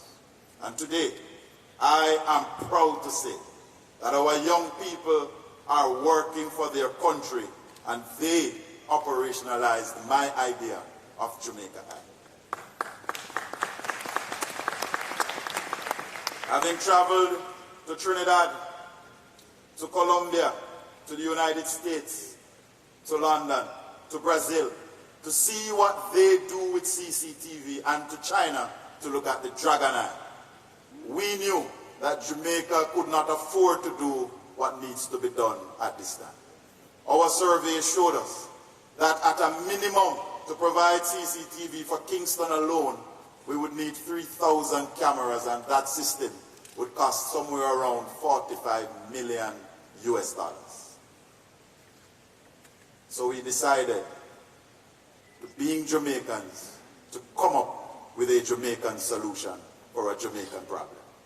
So we looked at the 6 towns that have cameras and decided to network them, and then to create enough space to say to members of the public, patriotic Jamaicans, we will create space on the platform so your camera feed can be brought in, and this is the best private-public partnership there could be. Since putting together this app development team of young Jamaicans, they have been very, very hard-working, many times on their own time. And they have developed so far the JCF Docs app, which is an application placed on the smartphones of members of the JCF, where it collates all the information and documents a police officer needs: the Constitution of Jamaica, the laws of the land, the use of force policy, the INDICOM regulations, all in one location on their smartphone. A Zozo reporting app, a ballistic mapping app. Every crime scene is now mapped ballistically and geolocated. And they have developed this app so that we now know that there are 5 what we call most wanted guns in Jamaica. And these 5 guns are responsible for 92 shooting incidents, 58 of which have ended in the loss of a life. And I must commend the security forces for recovering one of these 5 most wanted guns in Spanish Town recently. And that gun, Antonio, was responsible for 23 shooting incidents, 19 of which resulted in the loss of a life. The QR code patrol system, and shortly we'll be rolling out the cell phone recovery system, because too many of our citizens are losing their cell phones, and we are moving to roll out a system, the case management system and the e-diary. But the flagship project is the JamaicaEye initiative. This platform is designed to create a network for the collection of CCTV feeds. What is unique and different about this project is that we will be accepting feeds from private persons once they have a digital camera and it is pointing in the public space. The Ministry of National Security has already implemented cameras in public spaces in Kingston, Montego Bay, Mandeville, Ocho Rios, Maypen, and Negril. But before now, they were never networked, never connected. We are going to have one central control center. And then we will be having 5 monitoring centers. The control center is the nerve center of the system. And everyone working at the control center has already been vetted to the highest level. Every activity in the control center will be recorded, and therefore it can be audited. There is a rigorous audit regime because we want to protect the integrity of the JamaicaEye. At the 5 monitoring centers, they can observe, but they cannot get into the system. The advancement in digital technology through the JamaicaEye initiative will allow our police and army to cover more areas. It will be a force multiplier. The funding for this program has all been local, has all been government of Jamaica funds, carved by my PS out of our budget of $181 million have been spent so far. And the bang we have gotten for that buck is immeasurable. This morning I got calls from 4 of my ministerial colleagues in the Caribbean, anxious to see what we are doing in JamaicaEye. And I have said to them, what a wonderful feeling. The world is looking at us one more time. The world wants to pattern us one more time. We wish to thank the development team, the ministry, the army, the members of the JCF. I also wish to extend thanks to our partners in the National Works Agency, our communication companies, Digicel and Flow, and our cable companies, our media houses. However, I must state that our biggest partners are you, the members of the public, the citizens, the business owners, private citizens, churches, neighborhood watches, who have CCTV feeds and who are willing to let us have them. We are negotiating with the Ministry of Finance to have GCT and import duties waived for a limited time to allow more persons to purchase CCTV, provided they place the feeds on the JamaicaEye system.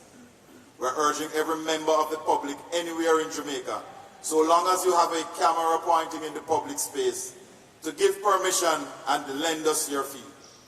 If you want to buy a CCTV system, so long as it is a digital system, we can accept the fee. You don't have to go out and buy an expensive camera. We will accept the feed from all digitalized cameras. Our aim is to secure 800 feeds right now and then expand. When something happens, we can query the system and find the answers. Where there is no private cameras, we will have to place public cameras. This private-public partnership is a platform for all of us to treat with our crime problem. I again urge churches, citizens associations, social clubs, business owners to purchase CCTV systems and help us to help you. Can you imagine if every neighborhood watch or citizens association buys a system and puts them at the exit and entry points to their communities, how we could tackle this problem? Let us therefore as Jamaicans come together. Let us unite. Let us open our eyes.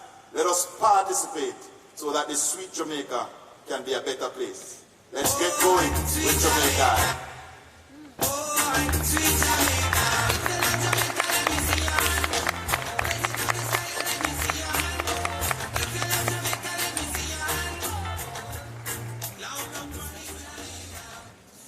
Thank you very much. Minister of National Security, the Honorable Robert Montague. Sir, I wish I had the power of a constable, as I would charge you, because I notice you're trying to take away our work as DJs. But it does make the point that the minister has been trying to make for over a year, to see how we can all come together and take care of each other. Our final presentation, ladies and gentlemen, is going to be the actual demonstration. And so I would like to invite Major Sheldon Bryan and his team to come and do the demonstration, JamaicaEye.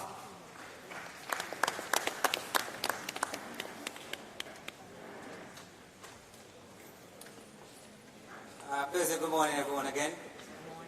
Just want to take a quick couple seconds to introduce the technical team who is behind the hard work that has gone into the program so far. We have Staff Sergeant Wallace, and Mr. Victor Francis, Mr. Jerome Jones. He never leaves his computer. He's always attached to his body. Can't help himself. And Mr. Sergeant Onere Edwards. It's a mixture of JDF, JCF effort, and these are young, brilliant minds that we've applied the technology from scratch. These guys are the mind behind the JamaicaEye program, the men behind the scenes who are making it happen for us.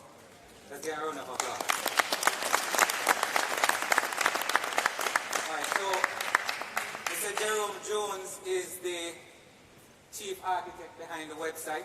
He's the lead personnel manager. He's a webmaster, he's a developer, he's a programmer, he's many things. Right? So he's going to walk us through the website as it was designed and how we how persons are able to sign up for a part of the program. So Jones. Thank you very much. Morning, everybody. Good morning. All protocol observed. I want to start by saying this is a very beautiful website and it's very romantic. I can tell you, when I scroll, I feel it. And that's what JamaicaEye is all about. Now, the first thing, the easiest thing for everyone to do is to actually browse. And by just rolling the mouse, look at that. Aww. So, any information that you need about JamaicaEye, this is where you come. This is the home of JamaicaEye. Anything you want to know, just come. About JamaicaEye, why JamaicaEye, any questions you have, the FAQ is here to show you or to guide you. And if not, there's a contact page. You can contact us and we will validate anything or any question that you might have. All right, here we go. This is the minister's message. I'm just going through some little stuff. We're going through the technical part. So I want everybody to have it to feel like what I'm feeling, you know? So here we go. So this is the frequently asked questions. And of course, there are images whenever you expand or text to answer your questions, right? So this is the FAQ. But the most important part of this website is actually the sign up. So you might see sign up here, you might see it there, because we don't want anyone to miss it. We want it to be so easy that whenever you look, you just see sign up. You just want to sign up. Look at this, sign up. And of course, you're going to sign up. One click, you will scroll down. So here we go, demonstration start right now. So I'm at the personal information section where we put in our information. I'm going to put in my information. Very easy because I've been putting stuff in it already. I'm not see right though. So any address you will type, I'm just clicking because I have some little data stored in my cache. And I want you to notice that KASD, that's evidence to say that what I'm doing now is what is going to be recorded. And for you ladies who are looking at my number now, you can type it now, 876. It is a real number. So of course you can call.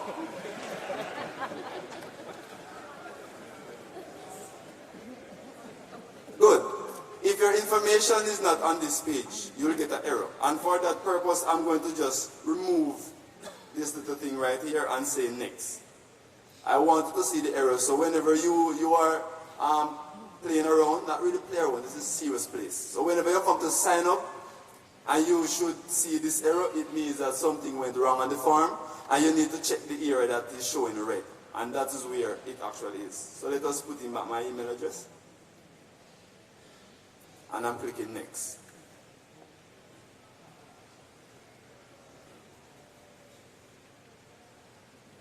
So it's loading.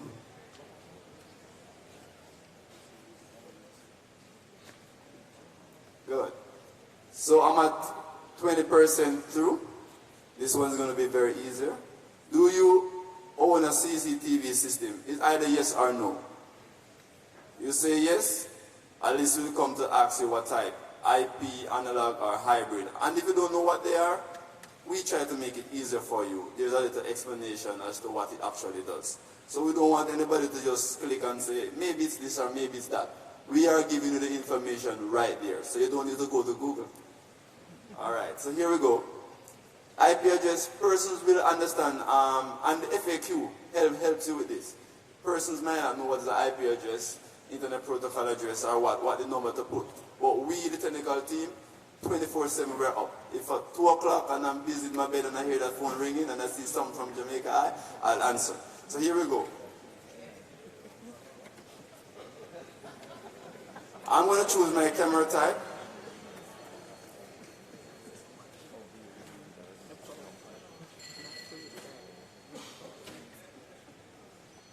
And the port, those information, you can find it also in the FAQ where a picture is there to show you exactly where to go to look for this information if you don't know. Most of the time the password is blank, but I'm going to put something here. And I'm going next again.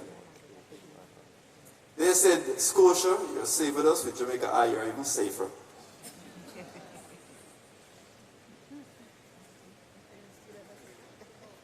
Here we go.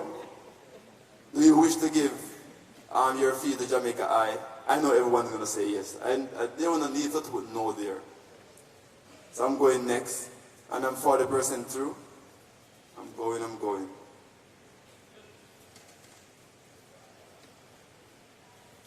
And this is the MOU that Major was telling you about. You can read and you have to agree in order to actually submit. So we're going next again. Without agree there, you couldn't submit over the next page. The reason for this is just to give you a verification of what you have typed in. And this is a verification sheet, so you can check if any errors, you can go back, fix it, and come back. And then I should see submit and confirm. If no I agree was there, you would never see that button, so you can go back to do that. Now this is the magic. So I'm confirm and submit.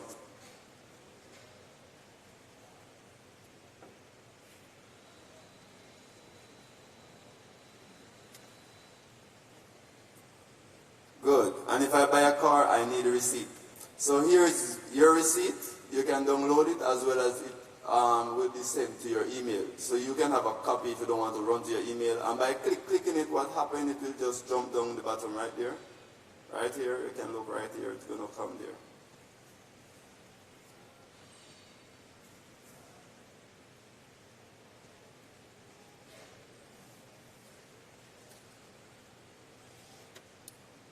There it is. So at least the person can actually open it, see what is it that they have signed up to. Let me just click on that. And there it is. That's their receipt. Jerome Jones and everything. Now the technical team, they will get the same information. I can just refresh my email.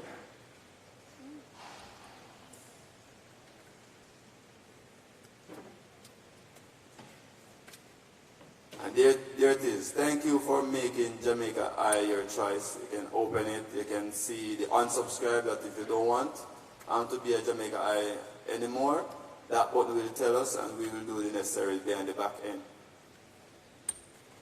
Now, there's the the person who is actually the webmaster or the other technical staff, they'll also get a confirmation of this right here. So we will know the IP address of those persons who actually, if it's outsiders, we'll know. Some stuff is leave for intel. There we go. On read, 1, because it's all one submission I have done. So by doing that, I can tell that one person have registered to JamaicaEye. Hooray to me, I'm the first person to register. And I will click on that. And there you go, the information is actually there. Thank you. This was a wonderful demonstration.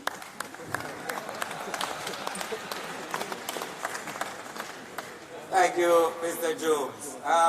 So that's Jerome's personality. And when you get onto the website, as soon as the program ends today, the website will go live.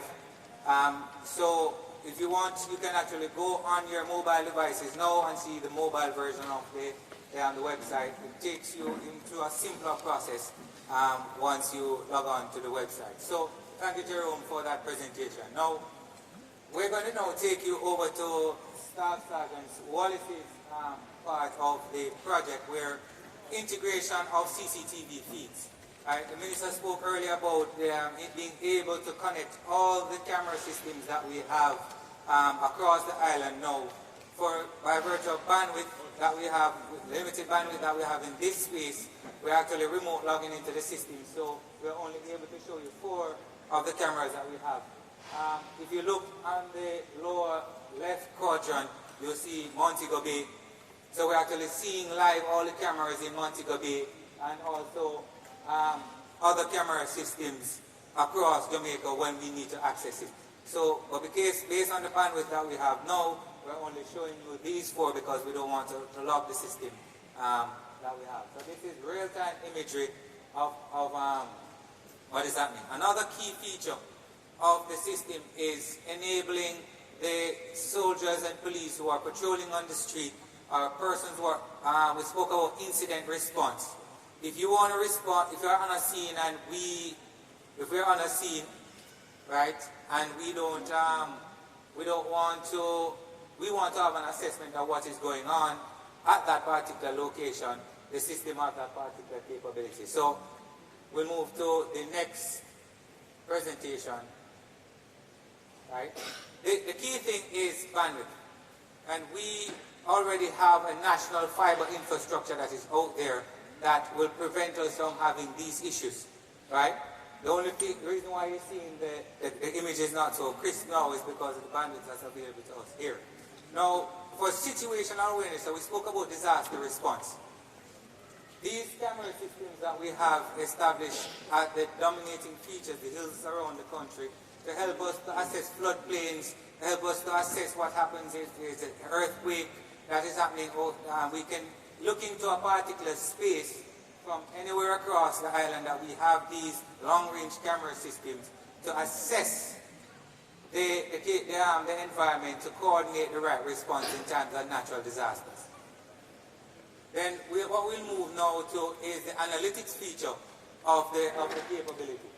One of the key components is to be able to analyze the environment, not just see it. And one of the things that will help us to make that particular assessment is what Staff Sergeant Edwards is working on. So many times you're stuck in traffic, you're fatigued, you're trying to get to work, everybody's annoyed. This is the technology that is going to help our traffic department manage the space. So we'll be able to set the rules to say you can only travel in these directions. You can, if you turn outside of this particular box, then it will give us an alert. Now what you're seeing in front of you, the green box, is actually tracking vehicles that move outside the box. The reason why we make that box so narrow is because we want you to realize that we can track the vehicles that break the rules. So these vehicles that are traveling outside of the box, when you see the green spot comes up, right, it tells us who did the infraction. And it takes a photographic view of that particular vehicle that broke the stoplight or drove behind a line that they shouldn't drive behind, or crossed the intersection, come up to the top of the lane and drive and cut you off at the top of the lane. So we're registering all of these persons that are creating these infractions, right? And then now we can apply other technologies that the traffic department solution that the traffic department is working on to know to ticket these persons, whether electronically or through other mechanisms. So these are some of the key features of the system. These are just some of the analytics that we're showing and the robustness of the system that we have. Again, we can't do too much based on the limited bandwidth that we have on site. So this is the technology. This is what is going to take us into the future in terms of surveillance and situational awareness of what is happening within our space. And this is what, as a citizen, you're contributing to. Because over time, we'll be able to take your feeds and contribute towards the wider public safety initiative. Thank you very much.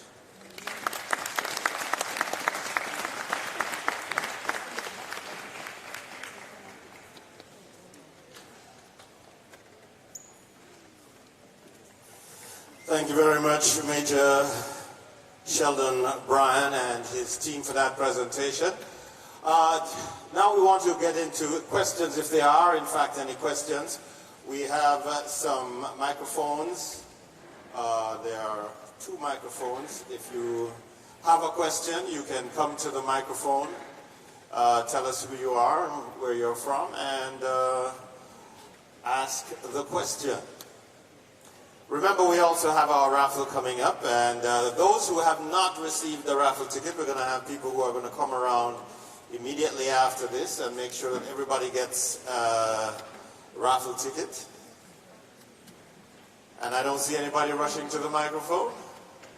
So we're going to get right to that raffle segment. Do we have our team ready with some tickets? Did anybody not receive? Hello. Okay. Yes, just one quick question. Richard Sure. Costa from the Ministry of National Security. Directed to Major Bryan and the technical team. What is the time for data retention on the system? So for the cameras that record onto the server, how long do you hold that data? We can hold it for as long as we want to hold it. The system has that capacity. There is no limited time to hold that particular data. Well, that would be for data that you'd have downloaded, but for cameras that are recording currently and recording to the server, how long would that data be saved on the system? It's still indefinite? Well, it depends, because if there is no incident, if there is no request for particular data from the security forces, then that data will be overwritten after 3 months. Okay, thank you. Hello. Hello, my name is Colin Innes. I represent the Vineyard Town Citizens Safety Group. My question is really based on an observation. And it's really, is there necessary legislation in place to support successful prosecution on evidence obtained from CCTV? And I asked the question as I recall a situation in St. Anne some years ago when an alleged shooting was captured on camera but could not be successfully prosecuted on account of the absence of human evidence. All right, so twofold. Yes, the legislation has been amended in terms of the Evidence Act to support what we're doing here. And also, the system has a forensic tool behind it, so the attribution of who took the video off, when, what time, there's what we call a hash value also associated to each video. So it will show the exact footprint of the video that is taken off, and we can compare it to the video that is on the system. So it's legally admissible in court.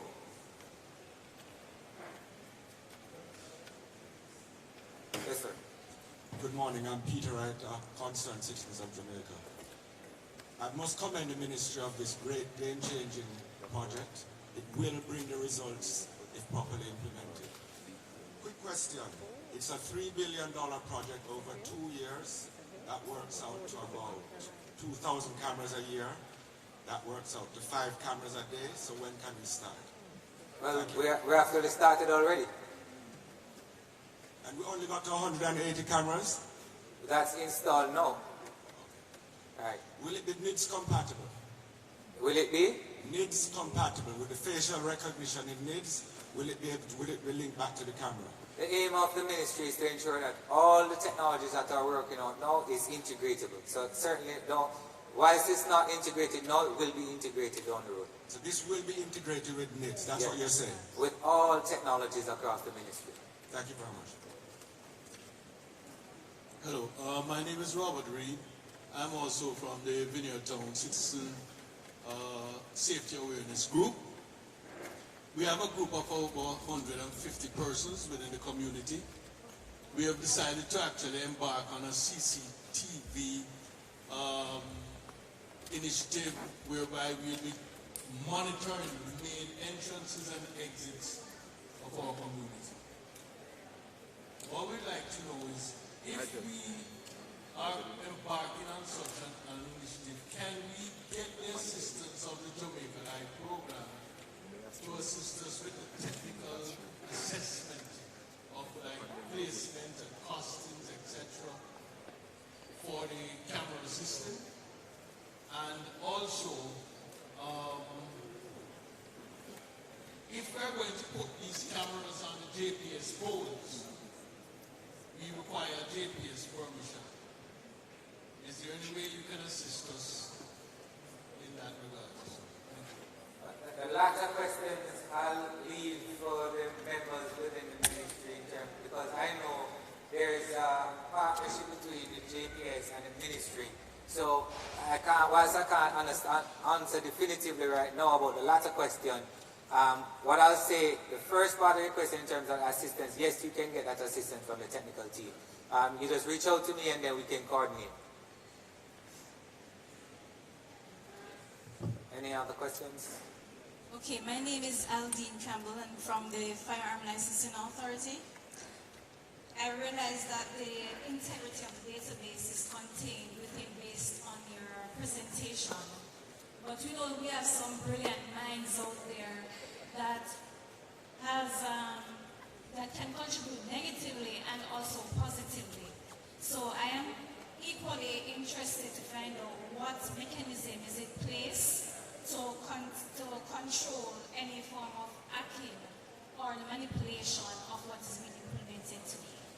Right, so the system has several layers of protection. We actually have a layered firewall system on there in terms of prevention from outside entities trying to hack into the system. So we have already in place on the servers all the softwares that we have possible to protect the data.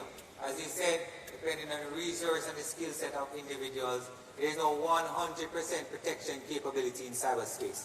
But we are as protected as we can be, and we assure you that all the protocols are in place, all the firewalls are in place to protect the data that is being recorded on the system. Hi, good afternoon. Andrew Smith from Automatic and Computer Systems. Just to follow up on the previous question, not just security to your servers, but back tracing to the businesses and homes that are connected to that system. Are there measures in place to protect them as well? Will the public have access to recordings or like civil situations? Or no, all the video and all the videos that are coming into the system is controlled. So every single access that is user account that is created on the system is synchronized with what we call Active Directory. So when you log in, you have to log into the system to gain access. So we have no intentions of giving the citizenry access to the video that we are processing at the moment. Morning, Nicholas Graham, just a concerned citizen. I have a question. I know that the emphasis is on fixed cameras and so forth. However, most Jamaicans have a cell phone.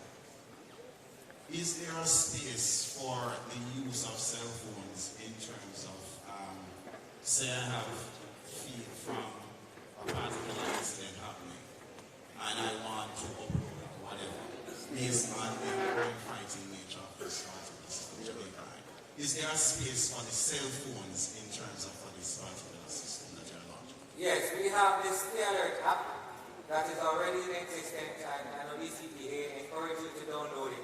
That the functions of the Stay Alert app, if you are in a situation, for example, emergency, you can click the panic button, and it will automatically send your location to the 119 that will coordinate the response. Also, you can upload videos from your phone, and you can turn your phone into a video, into a camera using the Stay Alert app. So if you have videos that you're recording on your phone, you can upload it into the system, and then we will process that information through the Stay Alert app.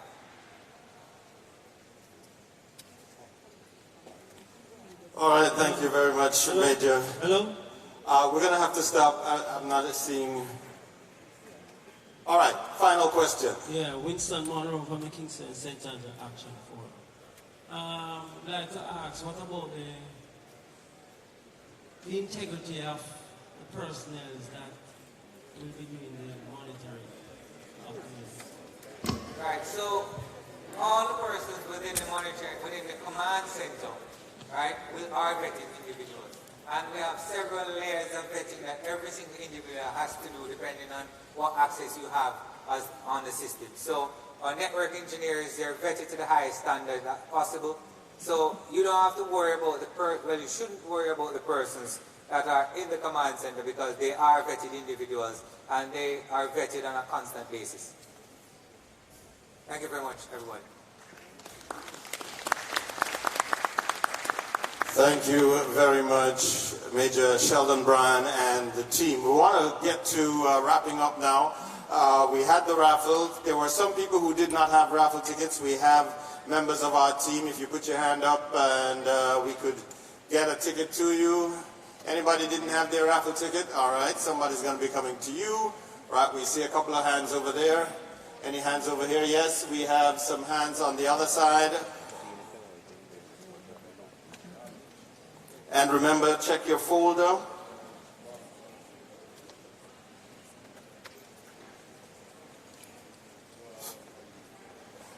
Well, can you join me up here? Gillian Horton. I'm sorry some people left already because there's still yet another prize that is exactly where you are. But we'll get to that in a moment. So we're going to go through, check in the pocket and make sure you have your ticket. We're going to draw. There are going to be multiple winners. We have how many winners? 10? Let's go for that quickly. And if you hear your number, you are to retrieve your prize at the front. First number, 937051. 937051. Second number, 937012. 937012. Third number, 937001. 937001. Next number, 937101. 937101. Next number, 937176. 937176. Next number, 937037. And 937228. That's one. 937228. 3, 4, 5, 6. Oh, that's only 7. This is number 8. 937119. 937119. Ninth ticket, 937148. 937148. Final number, 937250. 937250. Hopefully you were lucky. If you weren't lucky, please check under your seat. There may be yet another prize there for you. And if somebody was beside you and they left, check under their seat. There are quite a few of them. I understand how many we have there. There may be as many as 20, so if there's a good opportunity, check underneath your seat. There will be another prize for you to redeem, and if the folks who were beside you got up and left, check under their seat, and you get the prize. All of these you can retrieve at the registration desk. We'd also like to let you know that we have a number of displays that you will have the time to visit. If you could, before you leave, do go and visit. We also have something for you to nibble on and something for you to drink. On behalf of the Ministry of National Security, I'd like to thank you all very much for taking the time to come out and be here with us at the launch of JamaicaEye, the national CCTV system. Thank you very much. Have yourself a wonderful day.